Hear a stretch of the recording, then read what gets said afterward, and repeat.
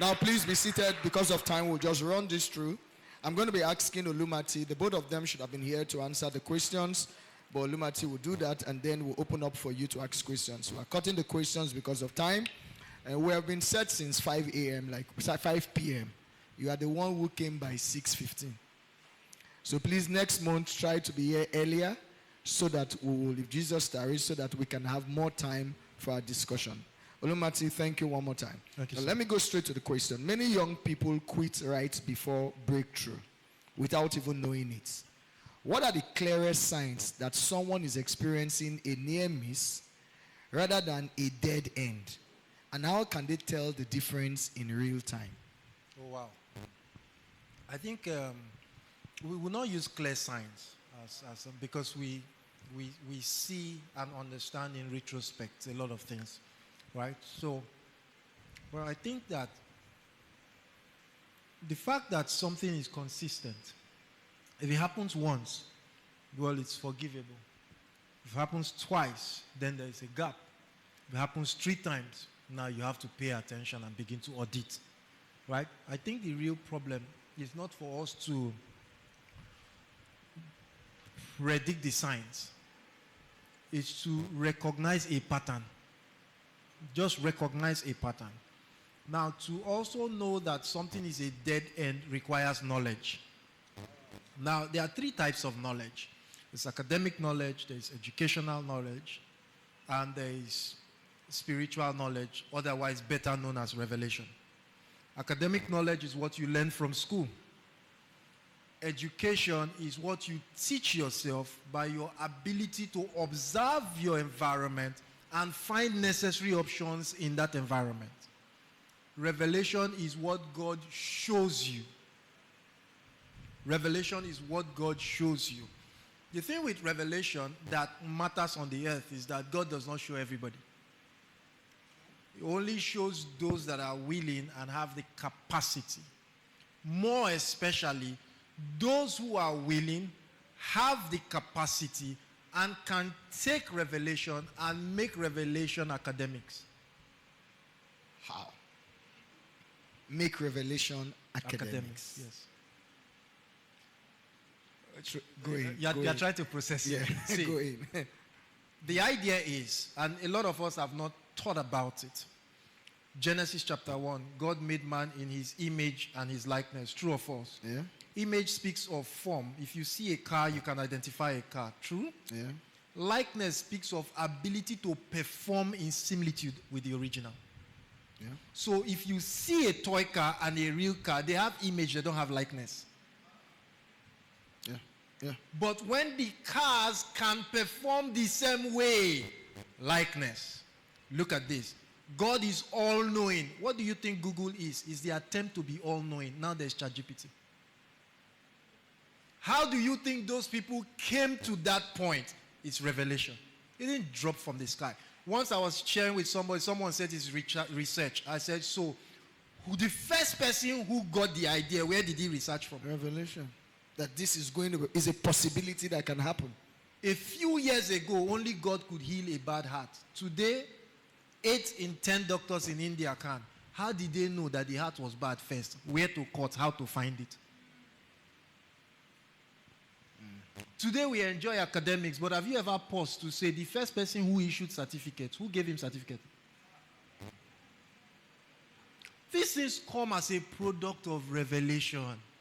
So they take that revelation, make the revelation academics. They take that revelation, put it into education, and begin to teach people in informal sector. So you have to come to the point in your own life where you are willing and hoping to receive revelation and put it. And any revelation you receive that only works for you is useless in our world. Wow. Wow. So, more like the revelation must come to a workable and teachable plan. Workable and teachable. That others also can now benefit from it, and then we can agree that this is what God wants to use to solve a problem. Yeah. All right. Now, how does a person's background, many of us come from different backgrounds here, and our backgrounds are major things for most of us of Africans, like Keo was identifying. I'm an African, I'm from Akwa Ibom. That's a background. Yeah. And once you're able to identify that background, you should be able to know what to do with that information. How does a person's background, their upbringing, or their socioeconomic environment, their education, affect how they process and recover from near misses? Their experiences around near misses. And is it a way that each of those things have an effect with it? And does it have a strong plane for them to recover in such situations? So if this question is very tricky. The Very point tricky. here is, if you have a bad background, you will suffer the same problem until you leave that background. If you have And a this is bad not background, location based. you will suffer the same problem until you leave that background. Let me give you a very practical example. If you come from an Orthodox church, I was born in, okay, I wanted to call the name, I won't call the name. One of the oldest Pentecostal churches around. Yeah. Now, if you have parents, don't look left, don't look right, just reflect. If you have parents who came to Christ in the 60s, in the 50s, in the 70, those times, part of the education that they received was that you have to care for people regardless of who you are. Now, that education now designed a need to justify your righteousness by the number of people you can help. Now, Okay. for that righteousness to make sense to you, you now always gather a large number of people you can help but cannot help you. So that the inheritance you give to your children are people who cannot take them up, but always demand from them. Oh. We're looking at background now. So you have graduated from school. You are looking for work. All the friends your father has are the friends that your family help. Nobody can help you. If that is your background, you will find it hard to escape near misses. You have to leave the background. But it comes with another problem. Thinking is not a gift of nature, it's a learned art. Somebody must teach you how to think. In an environment like that, you have already been taught how not to think. So unconsciously, because what that gives you is education, and education is stronger than academics. It's sublime.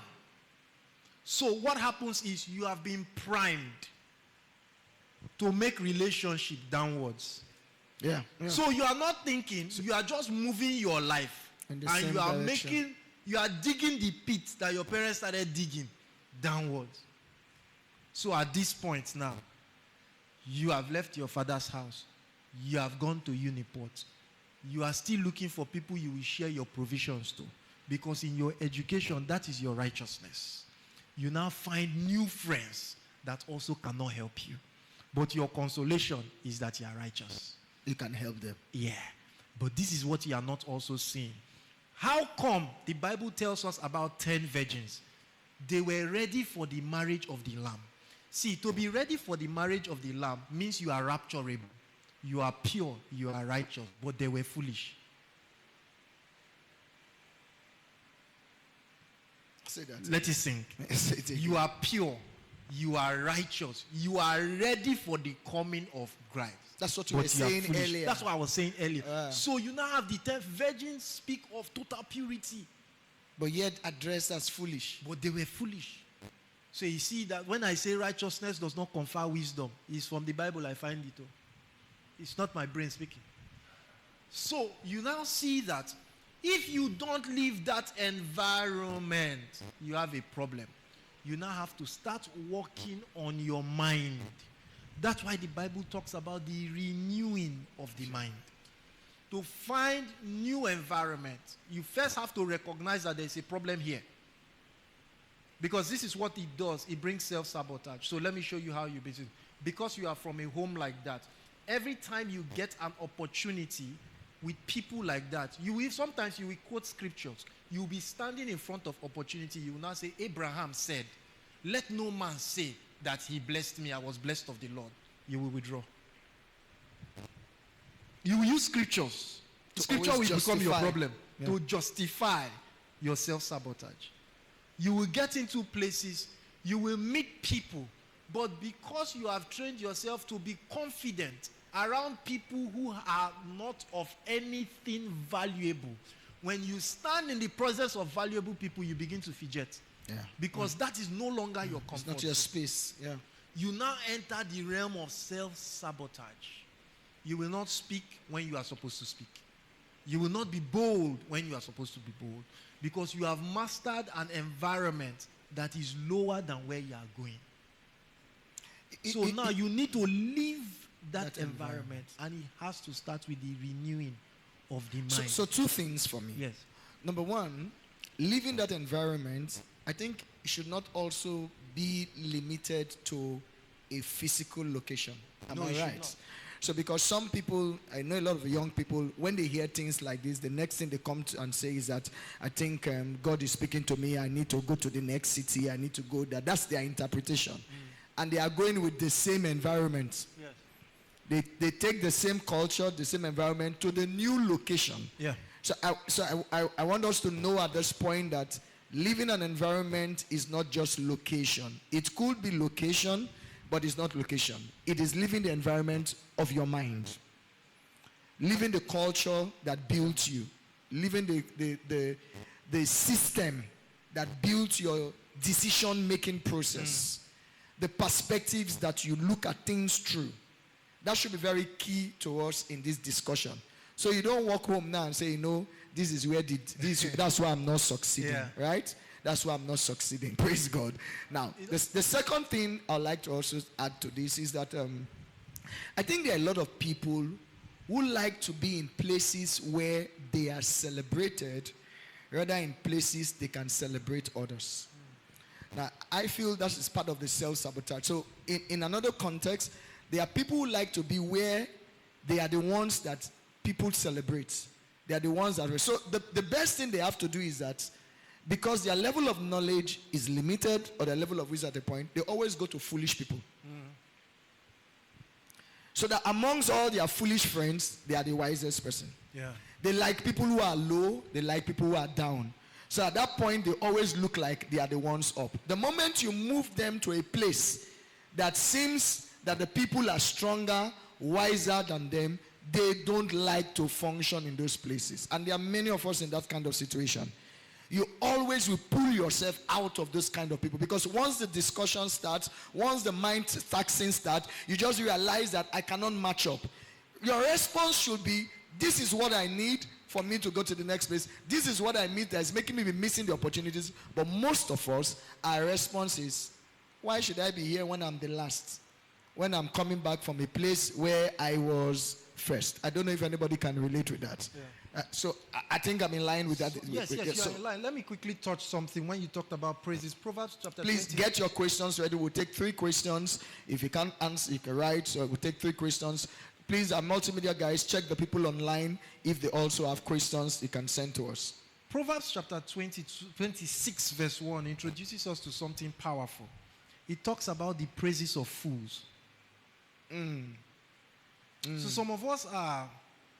I do what I do every other day. I'm on different stages. I reach around 3 million people every year in conversations, conferences, and all of that. But I know the environments where I am. And no matter how much they praise me, I don't take it seriously. Because I know that it's the praises of fools. There are things you do and people praise you. You don't pause. So this is how I work. For everything I do, I find the top 10 in the world. And I pursue after them. Yeah. If the praise is coming from people who cannot qualify and vet that level I'm coming from, I don't take it seriously. I don't take it seriously. There are people when they say you have done well, I take it seriously. Yeah, that's not just a it's a deep compliment. So when someone who has no experience about what you are saying, no experience about what you are doing, comes and say, you have done very well. How, by what standard? Metrics. His standard is his ignorance. So he's celebrating you from the point of total ignorance. And then you're happy. And so even when he criticizes. So, but the most important environment you must live has to be people. People are an environment. And because people are mobile and they come with emotions, they are powerful influences. Yeah. Today, environment has moved from in-person environment to digital environment. Online, yeah.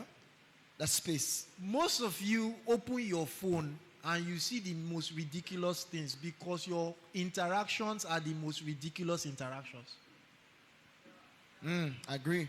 So Yeah. every time you open your phone, you now see those people that carry microphone and they are asking them, where is the worst place you have had sex? It's because that's the videos you are always watching. So the algorithm will keep bringing foolish things And to that's you. your interaction. That's your environment. Whereas your dream is how to become president of a first world country. But your conversation is the primitivity of a third world country. How then do you find knowledge for the first world country? It is why they say on TikTok, the Chinese see inventions. On TikTok, you know what we see? We see gege. We see gege. And I worry. You know why I worry? Because what we celebrate and reward becomes inspiration for a next generation. Yeah. I worry about a generation that wants to be gege. Because gege has endorsements. It's Gege loud. has numbers. There's one funny one too that rubs powder and does some of those funny things. I try to know them so that I can know the evil in the world. Yes, let me tell you the secret, yeah? It's a secret of war. Don't know just all you know. You must know all you know and what your enemy knows. The reason, Pastor, many people cannot advise people on the reason they should not go to club is that they have not gone to club. So when you are talking, the person who have gone to club knows you are ignorant. Now you see now your advice is useless. So at a point in my life, I stood up. I went to that club. For 1 month, I was there every weekend. So you can't tell me. Now when I'm not telling you, it's because I've been there. I'm not speaking from the point of ignorance. Build stature before you go. I did not say you should start going. No. don't go and lose what is small one. We are growing inside Yes, of you. because a lot of Build problems, stature. a lot of problems that this Generation. younger generation Yeah. had is that they finally came to realize that those speaking in their lives did not know what they were talking about. Yeah, true. They have complete. I have a friend Yeah. in this Port Harcourt. She's one of the greatest team coach. Her mother told her that if you lie down with men, you will get pregnant. So the time she got pregnant, she did not have sex lying down. She had sex standing. She has a child. Because her mother told her That if she that lies if down. you lie down. So if you stand, you won't So have if you to. stand, you know, now you see the problem. This is the problem. Whoa. So And we must take this very importantly, yeah? yeah. Children are just small, they are not stupid. Children are just small. If you They are are a not parent stupid. here, I hope you're getting that. Children are just small. They are not stupid. Because as It parents, will eventually make sense or not make sense to them. as parents, one of the worst things, you see, this generation of parents, right? If parents who have their children somewhere between 40 to 35 years, so this is culture thing I'm talking about. In Nigeria, they made a grave mistake, a lot of them. A lot of them. It is that generation that has created what I refer to as the infantilization of youths today. How old was Isaac Adakaboro when he died? 30. 30. When did he begin what is when 23. he was in his 20s? Yeah, 23. Today, a father will pay school fees for a child at Covenant University. He will graduate at 18. That father who spent millions will tell you he's just a small boy. He's a small boy. You spent all that money. And he has come out, he has still calling him a That small boy. father who said the child is a small boy has agreed with the government that this child is liable to die by hanging, liable to die by firing squad if he turns 18. So he agrees with the social justice system of this world that the child is is ripe for capital punishment, But he still does not denies agree him of the that at responsibilities. 18, that child is ripe for capital success. Think about it. Don't you see that we have a problem? So now, I don't understand, and I'm just putting it in context, why a child of 30 years old cannot process the concept of having $1 billion in his account and cannot process the concept of walking up the corporate ladder. He can't process it. He's incapable of processing it. It's too big for his that mind. success in today's generation, they believe that they have to be 50, 60 to succeed. That's what the generation has planted.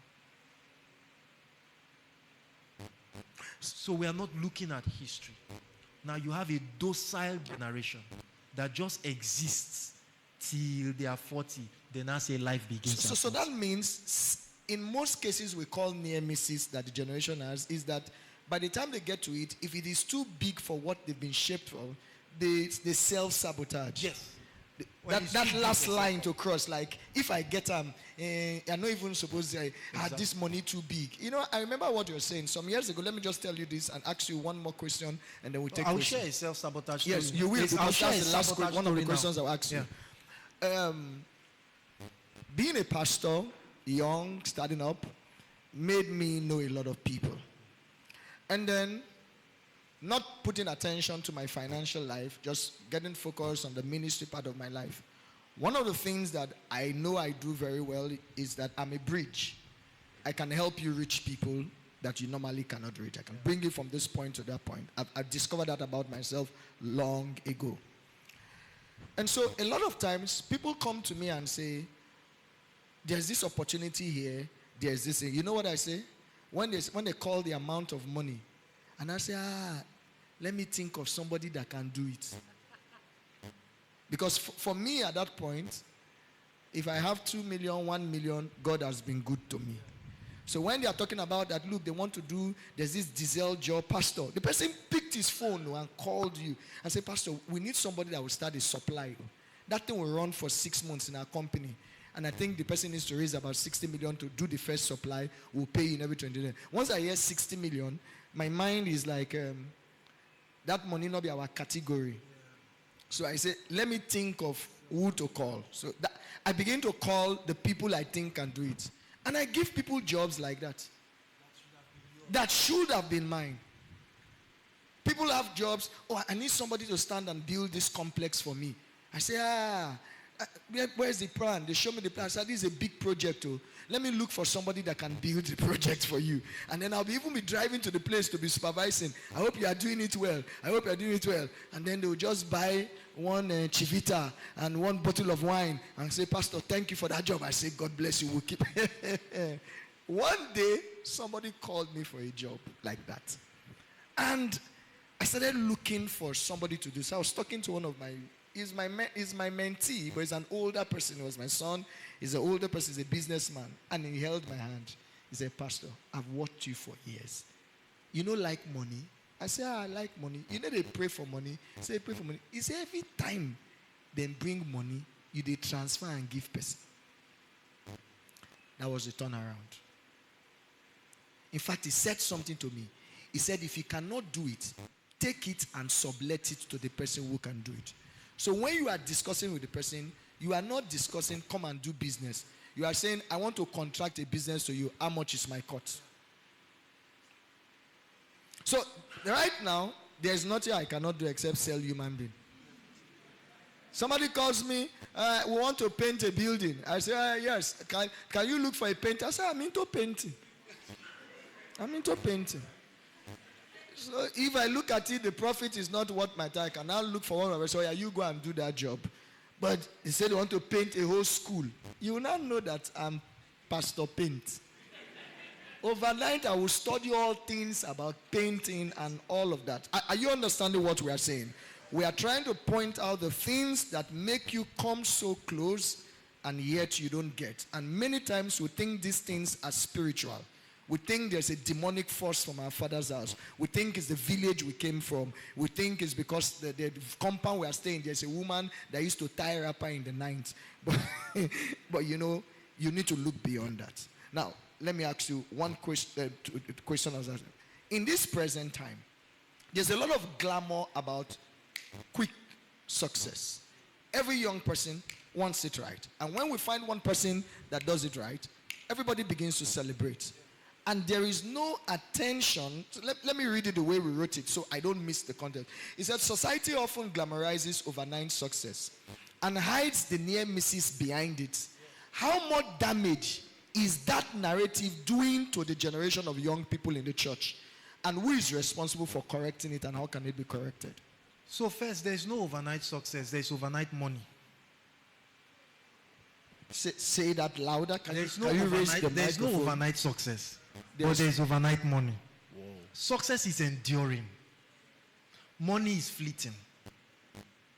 In this country, in this river state, if you know what you are doing, you can wake up in the morning, hang your bag, go out, come back in the evening, you have 1 million naira sitting pretty in your account. That's not success. That's not success for doing nothing. Let me make it practical. Me sitting here, I've done $500,000. Do you know what I did to make $500,000? I opened Facebook, Instagram, and Twitter accounts for a company. I didn't do anything. I just told them, I can open it for you. It's $500,000. I'll put your corporate strategy on it, the positioning on it. That's all. They paid. You have been opening for all your friends. That's how easy it is. It's that easy. Most of you write on Facebook every day. In the last 4 years, I have paid my house rent by writing one book, ghostwriting for somebody. It's not my major job. I don't advertise that I write books. But in the last 4 years, every house rent I have is for ghostwriting. Interestingly, coincidentally, is one book somebody just wants me to write. This is. And to do it, I charge per word. And I don't write any book less than 50,000 words. If it's less than 50,000 words, a pamphlet, I will show you who will write it. I won't write it. Because the value is in the number of words. Yeah. And on that, I will share a near miss that may not make sense to a lot of us because you too cannot process it. That's why you need somebody. I shared it with somebody today, and by the time he read the brief, it's a pastor. He said something is wrong with that person because he's coming from where we are coming from. Yeah. Do you understand? So, remind me that thing. So yes. So back to the thing. We are having the damage, that narrative of overnight success. Yeah. One, the biggest builder of this narrative in the world is Instagram. Envy is driven today very highly by Instagram, perception management by Instagram, but this is what you forget. Nobody posts an Instagram picture that is not perfect. Nobody is showing the world their worst life. Oh, okay, I get it now. So they are showing you their best life. I went to see a certain CEO in the real estate. The office was pretty dirty. But when they decided to snap pictures, they cleaned everywhere and snapped the picture. When I was leaving, I said, this is the part that we get. Yeah. They will not get the reality of the office. So most of the people you envy, let me make it practical for people in Ebuka's field. There was a young man that was complaining to me that time. He was crying. I said, I see this person. I see this person. I see this person. It's I said, blowing. the problem I have with you is that you are envying what you will not become. And he said, how? I see those people you are seeing, they are playing free show. You are not looking for free show. You are looking for valuable gigs for success. But you see, you are envying the people who are not getting valuable gigs for success. So what will that cost you? That will cause you to sabotage your opportunities because you want to become like the people who are not going where you are going because you have judged the shiny things beyond the actual substance. Who is responsible? The world is responsible. There's no particular person responsible. Yeah. Every one of us is guilty. Yeah. Every one of us is guilty. I see it every day. In fact, I say, I'm in politics. I don't take Nigerians seriously. Nigerians want to be right. They don't want to be correct. They want to be right, but they don't want to be correct. So an average Nigerian will tell you that we have a bad country. They are doing nothing. Give him 100K. He will say, listen, now the person money where I don't chop now, no. The conversation changes immediately. Yeah. Just give He them takes rice. his cuts immediately. Just give them rice. It feels like Nigerians are foul. Yeah. Once you pour rice, they are good to go. Hi. So it's only wrong when rice has not been poured for them. The ones you pour rice. So everybody wants to articulate the problem. Nobody is willing to do the hard part of finding the solution. Now, why did I say it's general? And this is what we don't know. There is more good in this world than there is evil. Evil is just viral and popular. Yeah. And all of us are guilty. We share evil faster. Yeah. If I buy a car gift for Ebuka, for instance, and I don't publicize it. Did Ebuka just say amen? Yeah, amen. Yes, it's a valuable amen. Yeah. If I buy, and this is very practical, think about it. If I give you a car gift now, you will tell me thank you. You may post it on social media, but you will not tell the world that I gave you. Not because you don't want to tell the world.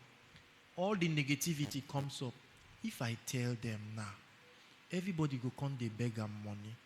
Then he will now say that I talked so much. Then that means I want to ruin this relationship that we have created. That's a narrative. Yeah. And you see, the narrative is very good though. So he will now say, no. Now if I now tell him now, everybody will now know this is my benefactor. And if everybody starts going there, now you have to guard your secrets. So he will not tell them. But if I'm driving on the road now, I have throw water and I pour it on Ebuka. Ebuka will come on Facebook tomorrow now. They will call themselves principal. He will make it go viral.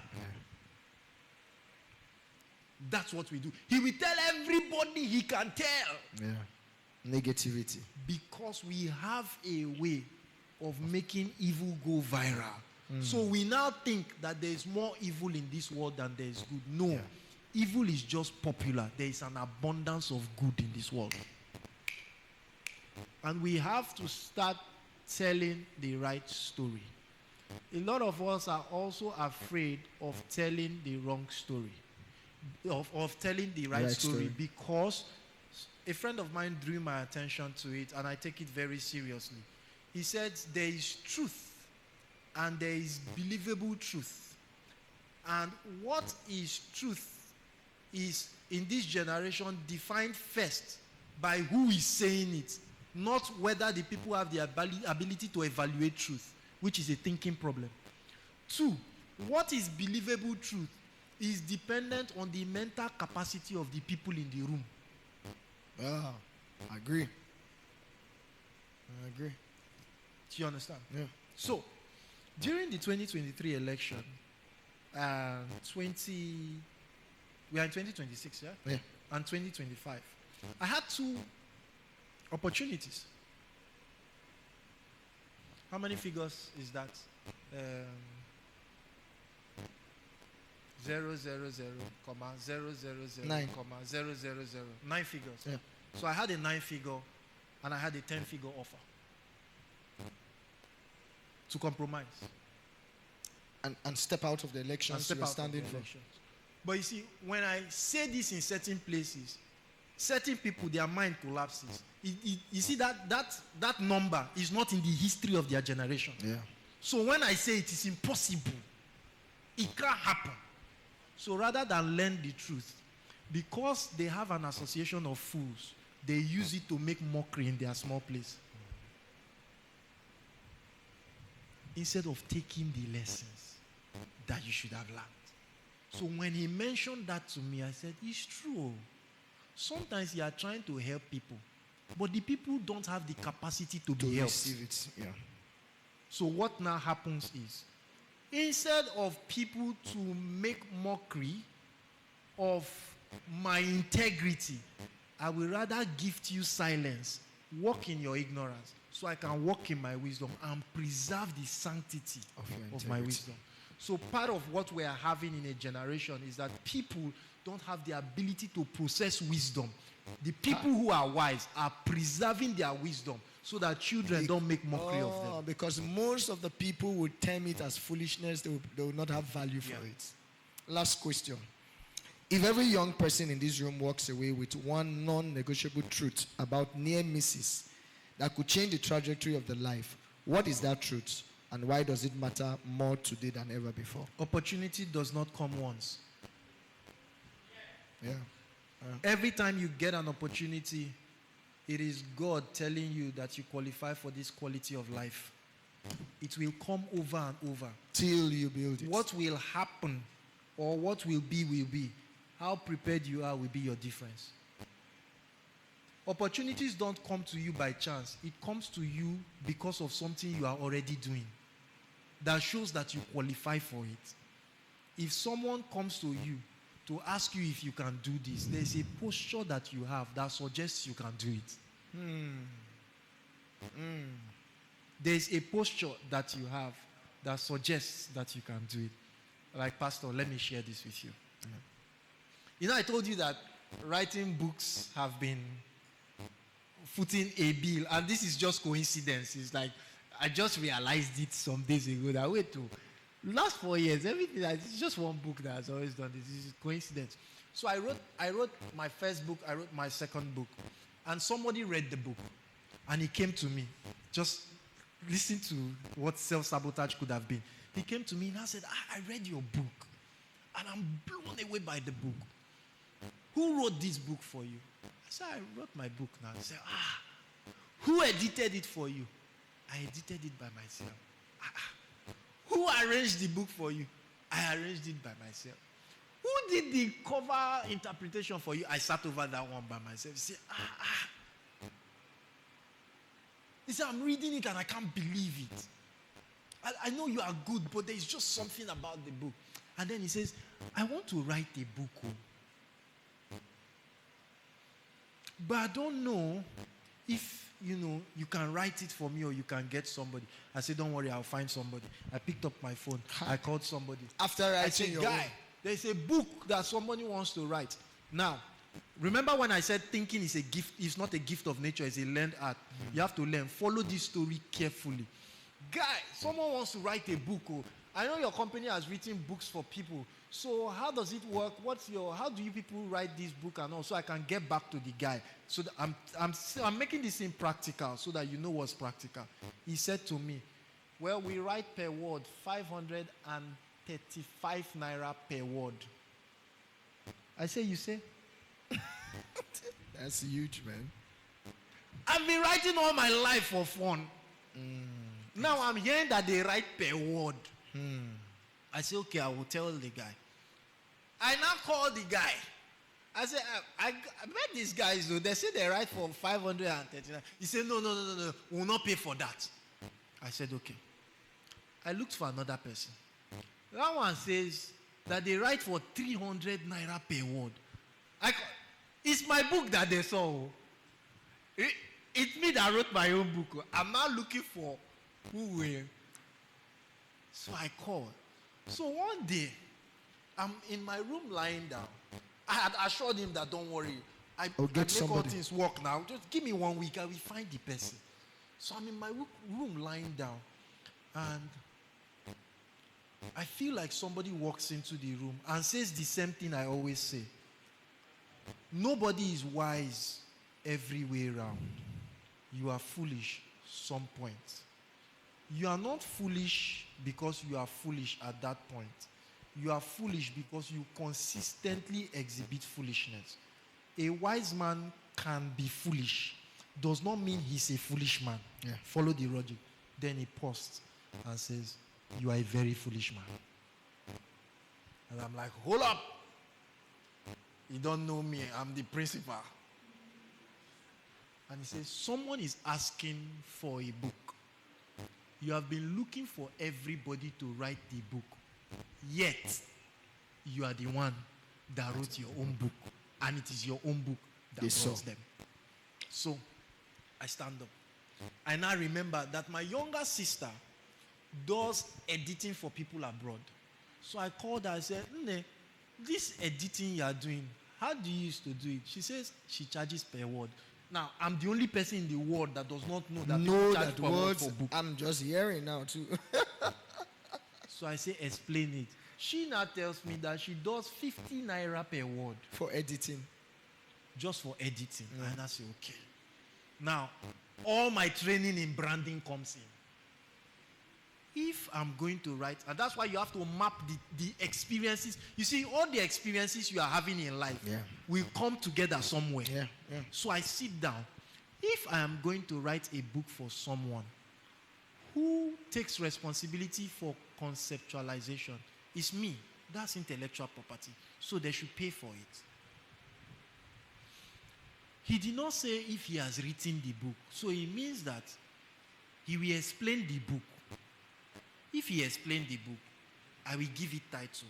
You pay for my intellectual property title. I will create the table of content. You pay for my table of content. I will now figure out how the book will be. The placement and arrangement. You do that one. Then I will now write the book. You pay for. I have to do research. You pay for research. That's how I stacked it. You know what that did? The moment I presented my fee in that stack, because he was someone who has walked across the world, he looked at it and said, this guy knows what he's doing. The reason a lot of us are having near misses is because we don't understand the industry standard of presenting what we do. So people see you and they know that you don't know what you are doing because you have failed at the basic presentation. So then we began to negotiate from that point. By the time he brought his manuscript, I looked at the manuscript. It was around 100,000 words. I said, okay, I will read through this thing. But now I have to undercut the market. And I said, when I read through this thing, it's 100,000 words. This is what you will pay for 100,000 words. By the time I read it, I realized that he was just passionate about writing. So he had literally written 3 books in one. So now expertise comes in. I now say, sir, there are 3 books here. If you see this, this is a book. If you see this, this is a book. If you see this, this is a book. You can build an intellectual powerhouse around these 3 books. So instead of writing 1 book, I had 3 projects, and I priced all the projects by numbers. None of them came less than 50,000 words. And they paid. Don't ask me how much I charged. But you have gotten the industry price.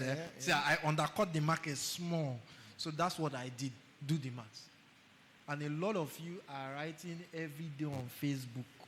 And there are people looking for who will write for them. And most of these people who are looking for who will write for them are people who have succeeded in life, made a lot of money, but need a testament of their life on ground. People can also be your sabotage. I will share that as a near miss and I will put a context to it. So recently I had a project to write for a global brand. And by the time they brought it, and I'm only mentioning the figure for context, my fee was $100,000 to write this book. But there's a problem. The person who was middleman had never heard that figure before. So when I put the figure, his head did like this. And then I'm saying to him, the problem with the project is that I'm doing total ghostwriting. They are giving me an NDA.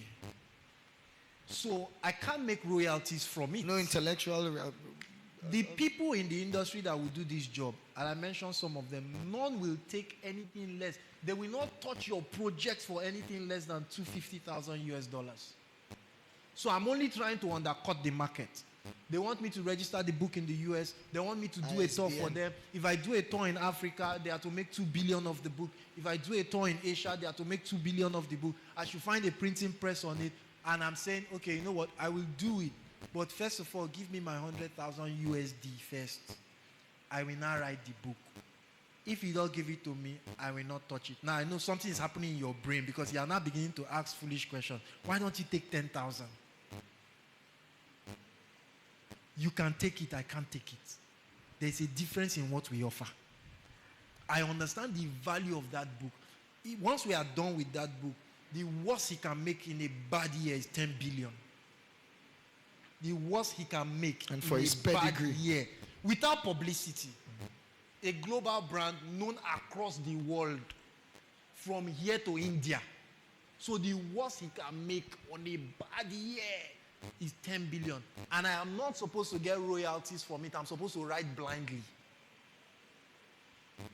But the problem is that the middleman, The sabotage of others. cannot process the figures. So that has become a near miss for me. But why am I not worried? Sometimes the real reason you have experienced a near miss is that you compromised your values and your pricing. Every time you compromise on your pricing, you will always be looking for people outside your success range. Does it make sense? Yeah. Now, I'm just saying so that you don't misunderstand me. Every time you compromise your values, you now find people who operate below your value for survival. Do you get that? Let me give you an instance. If what you do, if you make shoes, and you make shoes for 2,000 naira, every time you go to market your shoes, you will look for people who buy shoes and who can afford 2,000 naira. And because you sell to those people, and they have no pressure on excellence, you also at a point will say, after all, then go collect them. So you also now begin to produce below the point of excellence because the market you serve is not an excellent market. The day you wake up and say, no, I want to start making my shoes for 100K. To market 100K, you can't go to those people. Raise You the have level to go of to people in Shell. excellence. Yeah.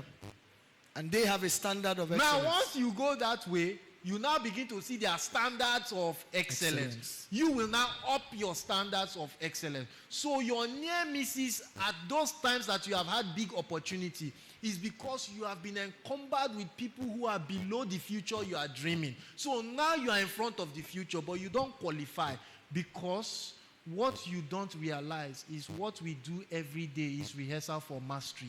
You have mastered being below. You will never be above. Wow. Martin, can you pause at this point? Now, let's round up. We need to take this conversation another day. Yeah, sure. Any questions? You have a question, you have a thought, you have a contribution for the older people also who are here so that we can tie this up. Is there anyone with a question? I see everywhere is silent. You are thinking. Now, I feel very strongly that I think our media guys are going to do right. This conversation is online. You might not get everything completely just listening to this.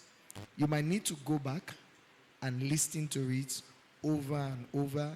Maybe part of defeating the foolishness is that you might also need to take a dictionary for some of the words that you don't, it's not every word everybody knows, right?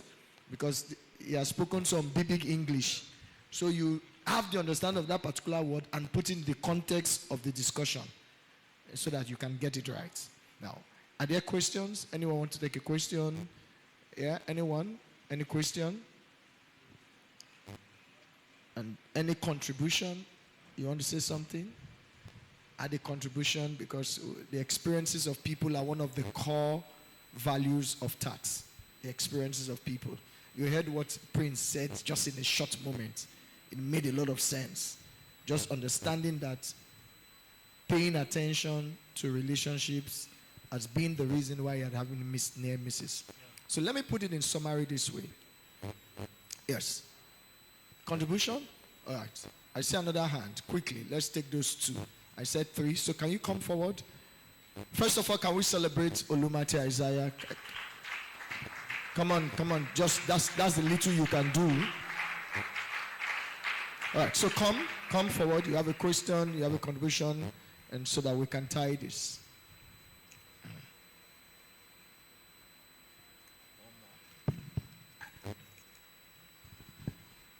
Praise the Lord. I really want to thank you for this wonderful presentation concerning this T.A.T.S that we have started with. But I want to ask a question. Is it very, very good for someone because of the mockery that we get out of speaking the truth to now keep the truth from people that seems not to even value the truth, but unfortunately they need the truth to get out from their own bondage? Is it really good for someone to now keep the truth? What can we do? Because you said something that because of the mockery, that's why some people end up to keep the truth. But is it really, really good? Is it a good thing for someone to keep the truth when you know that this set of people or this set of environment or this set of place that you are in, they need the truth so that they can get out of it? What can we do to that kind of situation? All right. The proverb, in the book of Proverbs, I can't remember that exact scripture, but you will find it. It says, answer not a fool. You have to be careful where you give your strength to. Like you have mentioned, some people are unteachable. And you also have to understand, when you start moving up the ladder, you will realize that people must qualify for the investment you make in them. They must earn it. We can't just give it because we can. For this point in my life, I don't do things because I can. I do it because it's necessary to convert. What's the value of sitting 3 hours, losing man hour? You know, in Nigeria, we don't have respect for time. Yeah, I'll just sit down with somebody and lose 3 hours. He will now stand up, go and gather his friends, and now make mockery of the wisdom. And then I should now give the wisdom out because it sounds good. Not all that is good is God. Sometimes some things are good, they satisfy your bias, but they are not necessary. And I keep saying it. Everybody says God is good. I say, well, God is necessary. God is necessary. He will do what is necessary per time. It is you that want to be good. God just wants to be necessary. Should this be done? Yes. Why should it be done? This. I will done it. Should this not be done? Yes. Why should not be done? This. I will undone it. That's how God works. It is we as human beings that want to be good all the time. People must qualify for the investments that you put in them. Someone stands in front of me. In the first 1-2 minutes, I can tell whether or not I will give what I have, or whether I should just leave you to keep going your own way. Thank you very much, sir. God bless you. All right. Good evening, everyone. Good evening, sir. Yeah, thanks for the wonderful words we'll be talking about today. I just want to point to one particular one because I want every one of us here, mostly the youths, to go back home and begin to take actions. I remember the first time because I'm very particular about my footprint on social media. So my Facebook page, I try as much as possible to manage it in a way that the topics I discuss, they are edifying and also will bring the right audience around my space. So the things you talked about on Instagram and relating to algorithm, I noticed that too. And one of the things I try to use to manage my algorithm traffic around me is going into the setting and trying to ensure that I only pick things that are of interest and that will also help me to develop. So please, and I notice you have a lot of traffic on the digital space. So I would like you to advise what kind of subjects do we have on those settings where youths can begin to take back control, and redirect their focus to things that are edifying and also things that will develop them, not things that they will just laugh at. Because a lot of times, if you tell people to open up their Instagram page here, the first things that will appear will really shock you. It's really amazing. Either they see people shaking bomb or all these guys that just do unnecessary skits. that will not really add value to them. So I would like you to speak in that area of algorithm and how people can begin to take back control of the settings on their social media platform. Thank you. All right, sir. FYP people. Pastor, you don't want to see people's FYP. Oh my God. So yes, this is how the internet works. You can go to your settings and choose the subjects you want to have conversations around. And this is very interesting because like the human mind, they have recorded what you have requested for. If it's a new account, once you do that, you begin to see subjects around that. Now, that is what you have demanded. They now monitor what your real activity is. If your real activity is different from what you have demanded, they will give you your real activity. But this is what I say to people. We used to be a community of people. In person. Today we are a community of digital persons. We used to be a community of in-persons. Today we are a community of digital persons. So when you enter a taxi, look around. Half the time, everybody is like this. When you go to any function, half the time, look around, everybody is like. So we are detached from the reality of this world many times if we are not disciplined. But what I advise people to do, never at any time move the picture of your future from your face. Then you must have the discipline to find the people that mirror the picture of your future. Every time you open my Spotify, you will find a couple of people there. Why? Part of what I tell people all the time is, I am an advisor to kings. I am an advisor to nations. I am an advisor to presidents. I am an advisor to government. I am an advisor to leaders at the highest point in this life.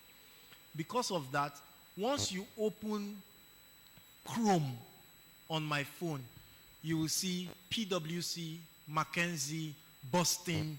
You will see them. Because if I have to advise kings, I must know what is happening at the global management system. By the way, I'm a management consultant. I must know what is happening at the management system. Today I was speaking to some people, which I rarely do. Sundays are very sacred for me. There are things I don't do on Sundays. But I was in a WhatsApp group and some people were upset with, someone in the banking system. And I said to them, your problem is poverty. Poor people always find a way to attack rich people. In 2024, we had 200 and something, I don't want to get it wrong, but over 200 trillion digital transaction in Nigeria from all the banks put together. I didn't say 200 and something million naira. No. I mean the transactions. That is, Ebuka did transaction 1, you did transaction 2, 200 trillion transactions. I've not talked about the cost that you're transacting. Now, in that transaction on POS, the bank makes money. Your ATM, they make money. The emails they send you, they make money. The text messages they send you, they make money. The money you transfer, they make money. It's a measure of insanity to think that the bank manager or the owner of the bank now stole from your tax. How much are you paying tax? In that volume of transaction. So the problem of poor people now is that they are wealthy. So they are angry. They now say it's our money. For people that don't have money to pay tax, they are not doing valuable business. Do you get what I'm trying to say? So you want to detach yourself from people who think like that. And begin to find people who think at the highest points. I tell people, there are young boys I sit down with. And they tell me, this is my dream in life. And I say, who is your mentor? They now tell me their mentor. I know he's not your mentor. Because how do you explain to me, for instance, that Pastor Lanre Olusheye is your mentor, but you wear suit on Sunday, your trouser is like this? I can tell you are not learning anything. Because mentorship must influence everything you do. And who at the top level of this world is wearing trousers like that is doing anything reasonable? And you have not noticed that the people who wear trousers like that, go and check, they are British clowns. Na Pella be their mentor. They are British clowns. They are in the circus. So you are dressing like a British clown, but you want to be president of the United States of America. That's what you are doing online. You have told us what you want in your setting, but your reality is showing us another thing. So when we look at you, we can tell whether you are being mentored or whether you are just following the crowd. It's the same thing in your digital space. You keep seeing bad news every day. You are dealing with trauma. You are always reading bad news. It's not possible that when you wake up, you see all the accidents in this world. Most of you ladies, you cannot marry because you are always reading stories of people who break up. Your head is filled with that thing. So true. what you are doing now is you become your personal There's bias. no good wife because again. you don't There's no good realize husband. that in the That's the relationship, whole story. you create the circumstances that become what you read online so that you can say, I told you it. I said it. You have to confirm it. Because you are now in the realm of confirmation bias. Let's take the last question because of time. Can you people learn to clap your hands when something is good? You have to learn it. In this kind of, you just learn to. All right, good just evening, to sir. make it right, yeah. Okay, so I was leaving already. Okay. So the word you said that I asked you to say again said we've mastered being low, that we can't be above. Yes. So while leaving, I just said I was going to go so that I don't allow that one to escape my head. Okay. So I was trying to analyze it in my head. Yeah. So does it mean I've been low all this way that I do interior design, events branding, and if I'm trying to get it right, does it mean I charge small because I feel if I charge big, these guys might not pay, or because the things around No, me? sorry, come again. Are you asking me or are you telling No, me why? I was you do trying it? to think in my head. Yes. If that was what you were trying to say, and Okay. please, if I'm wrong, please No, correct make me. it practical. Okay, so let's leave the realm of thinking. Are you thinking that when you charge small, people will not pay?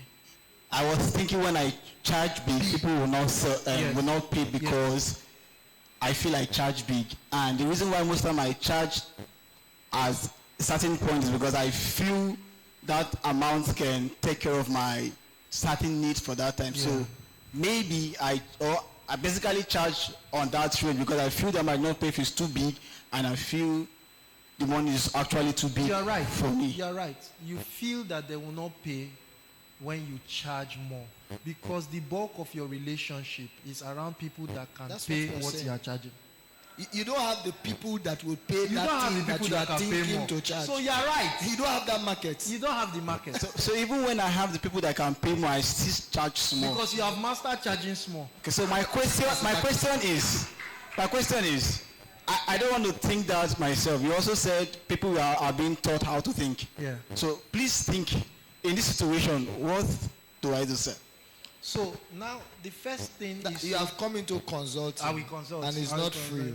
Don't worry, I'll consult for me. Start now. 1 minute for that question. I I will think consult. we need to shut down. Because if you come for consulting, you will not even see me. So now you have come to the first point, realization. Yeah. You can charge cheaper as strategy. Why are you using that as strategy? You are saying, I want to take my price up. But if I take my price up, the people who will pay me will need me, or I will need to have I will need to have XYZ kind of apps, gears, softwares. I may not be needing to use free ones anymore. I need to use paid ones. I think all my subscriptions put together are around $1 million, $1.5 million. All my subscriptions put together. So when you call me to come and speak, for you it's just speaking. For me there is running cost on what it takes me to educate myself. Right? By the time you start running cost like that for excellence, you will now say, wait, if we will sustain this excellence, we have to find a market. Exactly. So you can charge lower because you are having your market penetration strategies or you want to win a client. But by the time you get to a certain place, and I kid you not, there is an invoice you will put somewhere, they will not pay attention to you. There are places you will go. And Once you drop your and price, you just drop your price. they just say, They this look one at doesn't it, know what he's 100,000, doing. Remove this one, it's not serious. Doesn't know what this he's is 3 million, he knows what he's doing. Yeah. Because that environment already understands the value. That environment has traveled around the world. So they know what it takes to do the job at global points. There is you now that does not know. You are hoping to underprice the market. You just come. By your pricing, they have judged all your work. They don't want to see sample. This one does not qualify. So now you have realized what you now have to do is begin to create relationships that take you away from the places that think it is impossible. Now, I don't know who you follow. I don't know who you learn from. No. But you have to start following people and learning from people Yes, who can tell you that's what the is point. possible. I'll tell you what You is guys were in possible. church this 4 or morning. 5 years ago, Realized it. Cadbury rebranded. Yeah, it was Cadbury. Cadbury rebranded their logo. That rebranding was $1 million US. Do you know all that Cadbury did? The texts were the fatter family size. They just took it and used the slim family size. That's why they paid $1 million US. They didn't change the font. They chose the other family that is slimmer. Every font has a family. Some families are bigger, some families are... They just use the slimmer family. That's all. And they had a 500 brand book to justify that decision. So if I take you now, do you know what a brand book is? You see, that's where the problem starts. So if I take you now to Shell and I say this young man knows how to design and they're asking you for a brand book, you will just bring the logo, but you don't have the justification. So you know what I'm going to do for you? I'll give you the best branding book in the world by Anila. If you study it, you should be a genius in 3 years. You can brand anything. That's if you will study it. That's if you study it. I've done my own part. All right. Yeah? Olomati Isaiah. Find me on Facebook, buzz me. I will not give you hard copy. Let's go and I'll eat email this a soft one. copy to you. If we have too All much, right? we can't digest it. Now, let's round up with this. Action points. Number 1. By now, you should have been able to discover from the conversation. So you need to write it out. What has been the reasons for my near misses? You should be able to write out 1, 2, 3 things. Like Prince said, I knew that I was not grooming relationships. There must be clear-cut options. We are not coming to this place to say, stand up, let us pray. Every fire of near misses is not here. It's not in T.A.T.S. We'll do it in Tuesday, on Sunday service. But this is what we are saying. So you need to pick it out. Whether it's in your business, in your relationships with people, sit back and run through the experiences you have had, why you're always getting close, why people are discussing. Lumati said something very strong. If the opportunity has come to your door, it means there's a potential showing that you are supposed to be in that opportunity. So that's why you should know that this is a near miss. So what is missing that is making me not get near? That's what we are discussing. What's the missing points? So you need to identify your missing points. Number 2, you need to now say, who do I need to help me cover this missing point? Because you can't do it. You are going to learn. You are not going to do it by, now I know this is my problem. Father, in the name of Jesus, make me to honor people. Make me. They don't do. They teach you how to. There are people who have done it, who have mastered it. So you need to identify the people that will help you to solve these misses in your life. They know what to do. They are not going to be praying about it. They've worked in that sphere of wisdom. 3, 4 action points they give to you within a space of time. That thing is no longer a blocker for you again. That's all. Number 3, you need to ask yourself, what are the tools I need? So there are people, there are tools. What are the tools? And these tools could be places, it could be materials, it could be classes. You know, many of us, When we see people say they are doing a class, strategy master class, we say, what are they talking about? That's the problem. You will take money, they say 30,000, 25,000. When you even see somebody say master class 500,000, I go sit down somewhere. Wait till the person won't talk. We are go pay 500. Instead, make a use and go buy new wig. That's why your head has a cocoa. Not it's just fine wig. You need to now begin to say, what are the tools I need? And what are the sacrifices I need to pay to be able to do that? Let me tell you the truth. I prayed a prayer for this meeting. And one of the prayers I prayed was, Lord, I've been pastoring for 26 years, pastoring in the midst of young people. I know what Olumati is saying when he said, at a point in your life, you don't give treasures to swines. If they are very serious, you give it at a cost. The cost is not because you need the money, it's because they need to prove that this thing is important. And one of the prayers, even though the planning, we were saying we want this place to be filled up to, I prayed a prayer. I said, Lord, I want the people, the congregation in this meeting that know the value of what we are calling them for. And to prove that right, I see for the first time, many of you have known you for years. This is 9 o'clock, you are still seated. Even, do you understand what I'm saying? I see the interest in the eyes of many of you. You know that at this one, we didn't force you. We didn't say area by area. We didn't say if you did not come, we will discipline you. Now, I really want us that next month we'll start much earlier, because you can see that these conversations, 1 hour is not going to solve them. But they are only tools for you. The usage of the tool is now in your hand. So, this is my closing word. By the time I see you next month, you should be able to tell me I've covered up some misses. I have reduced the near misses in my life. I've been able, by the wisdom and the tools that have been given to me in this meeting, to know that certain things I thought was Q Sarah, whatever will be, is not Q Sarah. It needed an action from me. I need to close out more deals. I need to have more jobs, right? I need to know better people, more valuable people. Your cycle needs to be worked on so that your pricing also can be worked on. I feel very strongly in my spirit, somebody between now and next month will close out their first 1 million deal. I'm serious. You will close out your first 1 million deal.